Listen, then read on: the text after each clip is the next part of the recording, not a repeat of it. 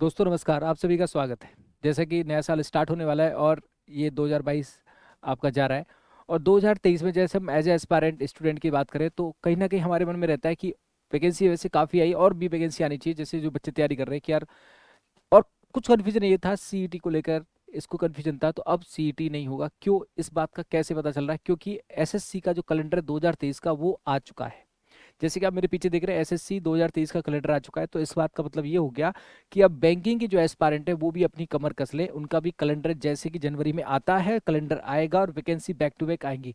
अब नए साल में जो नई उमंग और नई एनर्जी है, नई तरंग के साथ स्टार्टिंग जो होती है वो आपको स्टार्टिंग करनी है, क्योंकि अब आपका जो पैटर्न चल रहा है उसी पैटर्न पे आपका 2023 में संभावना है कि उसी तरह से आपकी वैकेंसी आएंगी। जैसे कि मैं भी बहुत सारी वीडियोस देख रहा था और बहुत सारी वीडियोस में पता चल रहा था कि बहुत सारी वैकेंसीज आने वाली है, तो मैं भी ये कहूंगा कि होपफुली ऐसा हो और बहुत सारी वैकेंसी आए। और जैसे एसएससी में आपने देखा कि बहुत सारी वैकेंसी एसएससी में भी आई, बैंकिंग में बहुत सारे बैक टू बैक एग्जाम हुए, राइट।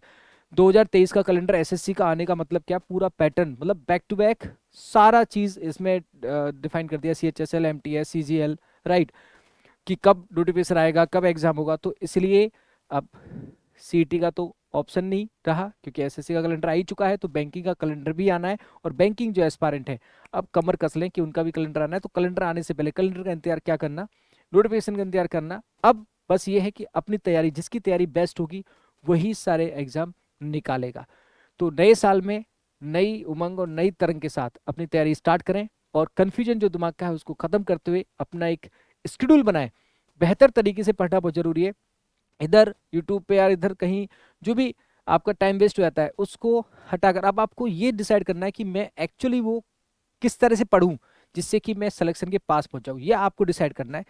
अपना एक एक दो दिन में सर्वे करिए, शेड्यूल बनाइए और बेहतर तरीके से पढ़िए जिससे कि आप अपनी मंजिल को पा सकें।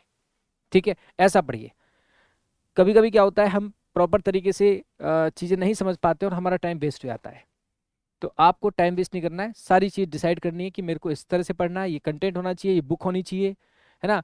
बुक भी आपके पास होनी चाहिए, टेस्ट सीरीज भी होनी चाहिए। बेस्ट एजुकेटर, बेस्ट मेंटर कौन हो सकता है, एक कोई भी एजुकेटर सेलेक्ट करे कि रीजनिंग मुझे यहाँ से पढ़नी है, मैथ यहाँ से पढ़नी है, इंग्लिश यहाँ से पढ़नी है, ठीक है ना। तो ये सारी चीजें, सेल्फ स्टडी का भी टाइम निकालना, तो सारा एक शेड्यूल बनाओ प्रॉपर तरीके से और अपने टारगेट में लग जाइए। और अब आप 2023 में डेफिनेटली अपनी जॉब 100% पा सकते हैं।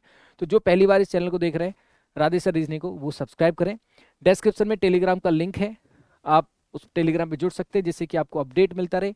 और रीजनिंग की रीजनिंग की पजल की बुक, प्रैक्टिस बुक और चैप्टर वाइज बुक, जो भी बुक आपको लगता है कि रीजनिंग मेरे को इस बुक की जरूरत है, प्रैक्टिस की जरूरत है, जैसे पजल एक नई बुक भी आई थी, तो उन सबका लिंक डिस्क्रिप्शन में दिया हुआ है। अदरवाइज आप अमेजोन या फ्लिपकार्ट पे सर्च कर सकते हैं राधे सर, आपको बुक्स मिल जाएंगी। प्रैक्टिस की बुक अलग है, चैप्टर वाइज अलग है, पजल की बुक अलग है।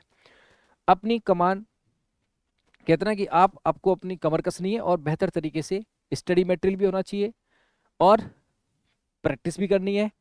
गाइडेंस जहां पे आप फंस रहे हैं वो सारी चीज क्लियर करना है, अपना शेड्यूल बनाना है, नई साल में नई तरीके से आपको जुड़ जाना है, ठीक है। तो thank you so much, all the best, and सभी को नववर्ष की हार्दिक शुभकामनाएं। खुश रहें, मस्त रहें और खूब दिल लगा के पढ़ें जिससे कि बेहतर तरीके से आपको आपका जो सपना है वो आप पूरा कर सकें। Thank you so much, Radhe Radhe.